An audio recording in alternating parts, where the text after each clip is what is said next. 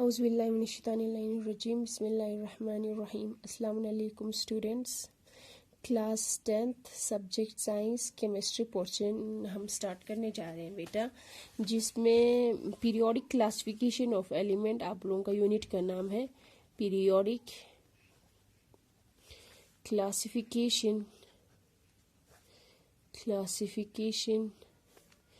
Of elements, ये unit का नाम है, जिसमें हम लेक्चर 1 आप लोगों को जैसे कि लाइव क्लास पियानो के अंतिम जो क्लास आप लोगों का चलता है, उसमें हम आप लोगों को इस यूनिटी बारे में आप लोगों को समझा रहे हैं सीधा सीधा, और यहाँ पे मैं आपको नोट्स प्रोवाइड कर रही हूँ, ठीक है। तो पीरियोडिक क्लासिफिकेशन ऑफ एलिमेंट्स में हमें पढ़ना है बेटा एलिमेंट्स के बारे में, पीरियोडिक टेबल के बारे में, कि पीरियोडिक टेबल में जो एलिमेंट्स है उनको किस तरीके से क्लासिफाई किया गया है, क्या क्या किस तरीके से साइंटिस्ट ने उन पे काम किया था, उसके बारे में, उनके प्रॉपर्टीज़ के बारे में, कि पीरियोडिक टेबल को जब पीरियोडिक टेबल में जब हम along the periods along the group जाते हैं तो प्रॉपर्टीज़ को क्या हो जाता है, क्या वो सेम रहता है या चेंज आता, इंक्रीज आता, डिक्रीज आता, चीज आता, वो सारा चीज़ हमें इसमें एलिमेंट्स के बारे में पढ़ना है, ठीक है। तो जो आप लोगों को सबसे पहले तो पीरियोडिक क्लासिफिकेशन ऑफ एलिमेंट्स ने क्लासिफाई करना क्यों ज़रूरी पड़ गया था, एलिमेंट्स उन क्लासिफाई बा, ठीक है। फॉर एग्जाम्पल, एक एग्जाम्पल से अगर हम देखें तो डे टू डे लाइफ में बेटा, डेली लाइफ में हर एक चीज़ को हम सिस्टमेटिक तरीके से रखते हैं, ताकि उस चीज़ से उदी चीज़ को इजी ने वो मतलब आसानी की साथ जो है वो ख़त्म हो या एक सिस्टमेटिक इसमें रहे, इस तरीके से हम वेल डिफाइंड एक पैटर्न में हम उसको रखते हैं।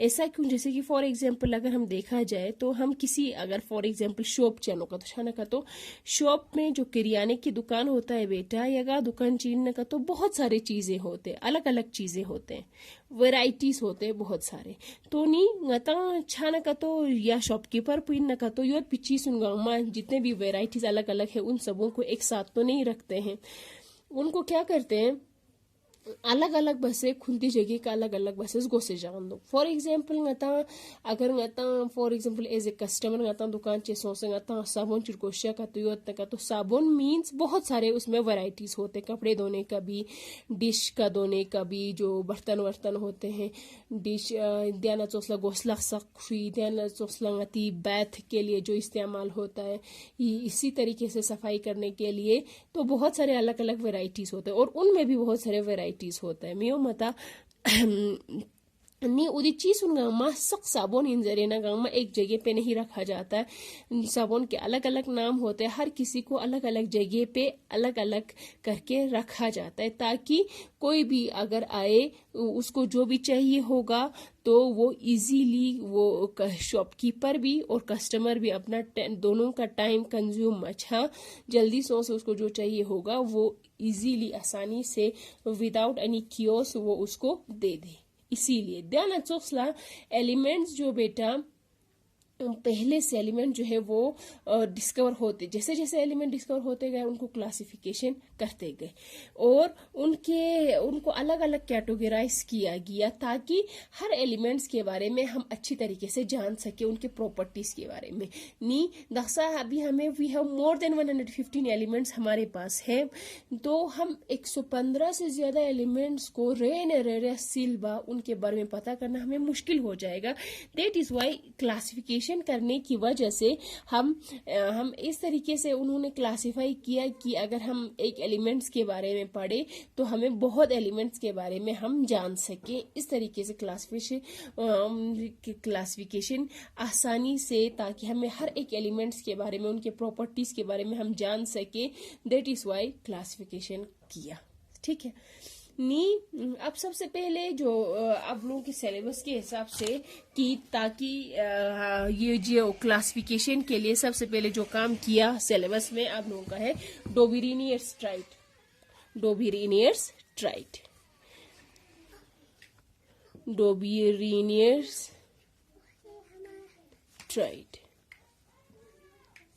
ठीक है, इसके बारे में आप लोगों को हमने समझा दिया है। डोबिनियर्स ने किस तरीके से अपने टाइम पे जो एलिमेंट्स को किस तरीके से क्लासिफाई किया गया वो सारा हमने आपको बता दिया था। अब हम थोड़ा पॉइंट्स में इस पे नोट्स लिखेंगे।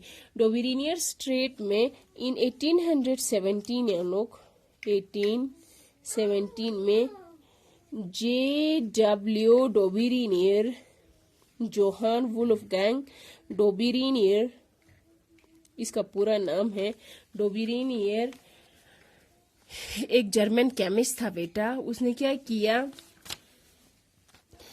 Tried to arrange the properties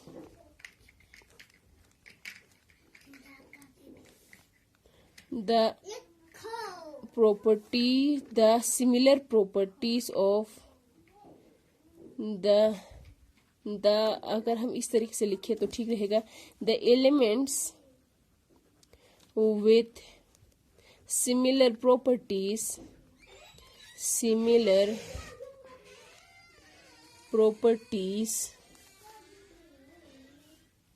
into groups,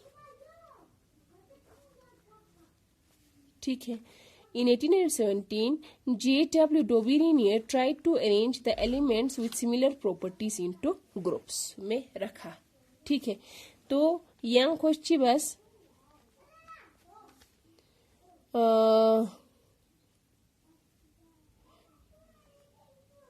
in each group there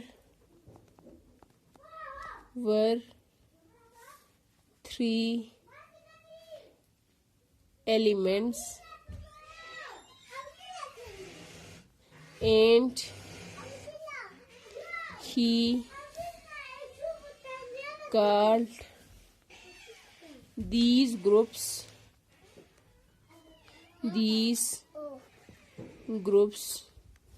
is tried.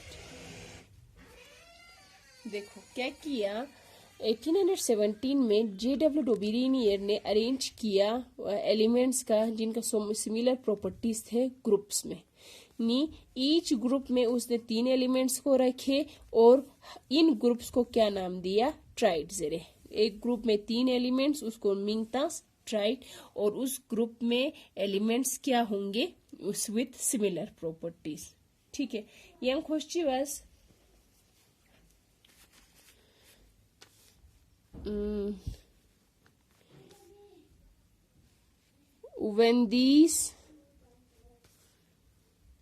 when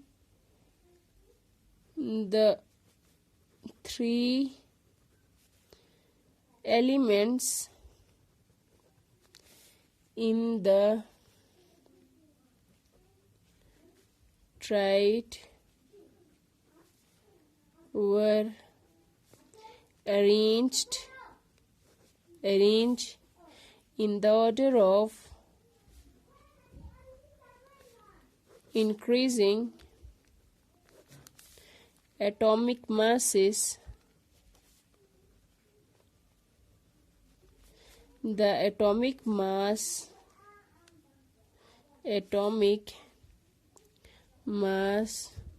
of the middle element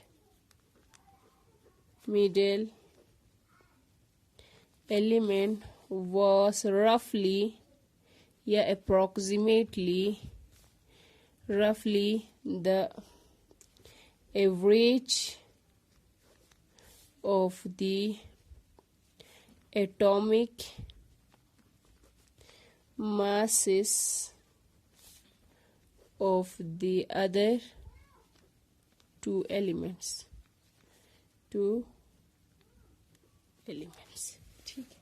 जब उसने इन ट्रेड में जिस ग्रुप को ट्राइड कहा गया, वहां पे जब इन एलिमेंट्स को in the increasing atomic mass के हिसाब से रखा, तो उसने क्या बोला, जो बीच वाला एलिमेंट है उसका एटॉमिक मास जो है वो रफली इक्वल होगा to the mean of the atomic mass of the other 2 elements. For example, example के तौर में हम देखेंगे, फॉर एग्जाम्पल जैसे कि एक ट्राइड उसने बनाया लिथियम सोडियम पोटेशियम का, ठीक है, लिथियम सोडियम पोटेशियम, जिसमें एटॉमिक मास होता है इसका 6.9, 23 एंड 39, ठीक। ये इनका एटॉमिक मास, ये एलिमेंट्स के सिंबल्स, ठीक है। एक ट्राइड में उसने रखा गया lithium sodium potassium whose atomic masses are 6.9, 23 and 39। उसने क्या बोला, जो बीच वाले एटम का एलिमेंट का जो एटॉमिक मास है वो बराबर होगा इन दोनों के एवरेज का, मीन का। जो मीन फी करके अपने जो रिजल्टेंट आएगा वो रफली इक्वल होगा। मैथ में जरूरी मीन की बराबर 1-2 नंबर आगे पीछे हो सकता है, वो उसने इस तरीके से बोला। जब हम इसका मीन निकालेंगे, पहले वाला और तीसरे का निकालेंगे तो हम देखेंगे बीच वाले का कैसा आ जाता है, ठीक है। तो हम मीन निकालने के लिए इनके एटॉमिक मासेस का प्लस करेंगे, डिवाइडेड बाय ये कितने हैं 2 है, डिवाइड बाय 2 कितना आया, ये हमारे पास आया 45.9 divided by 2, 2 2 are 4, 2 2 are 4, 2 9 are 18, 22.9। तो अप्रोक्सीमेटली ये कितना हो गया 22.9, तो ये हमारे पास आ जाता है 23 के बराबर, ठीक है। इस तरीके से उसने अपना थ्योरी दिया। ध्यान चौसला उसके टाइम पे उसने रखा था कैल्शियम, स्ट्रोंशियम, बेरियम। ध्यान चौसला उसने और ग्रुप बनाया था, ट्राइड बनाया था क्लोरीन, ब्रोमीन, आयोडीन का। इसी तरीके से उसने खोज अलग अलग ट्राइड जोस्पिन। लेकिन इसका जो ये थ्योरी है ये फेल हो गया बेटा। ऐसा क्यों हुआ? क्योंकि उसके टाइम पे जितने एलिमेंट्स नोन थे सबों पे जो उसने थ्योरी दिया था वो अप्लाई नहीं हो रहा था। जब कुछ एलिमेंट्स पे देखा तो अप्लाई चेन मेथड, जिसकी वजह से उसका ये थ्योरी जो है वो फेल हो गया, जो उसका लिमिटेशन बन गया। ये उसका थ्योरी था। अब लिमिटेशन पुचिल दन्नी कोई ड्रॉबैक पु कोई डीमेरिट्स पुचिल दन्नी जमाना का, तो उसके टाइम पे जितने भी एलिमेंट्स थे सबों पे वो अप्लाई, उसका थ्योरी जो है वो अप्लाई नहीं हो रहा था, ठीक है। दिस हम इस तरीके से लिख सकते हैं, this classification into triads was not found to be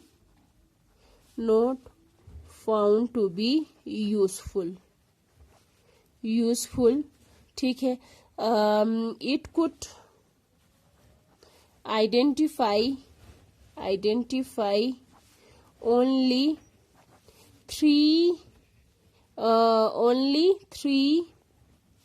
triads from the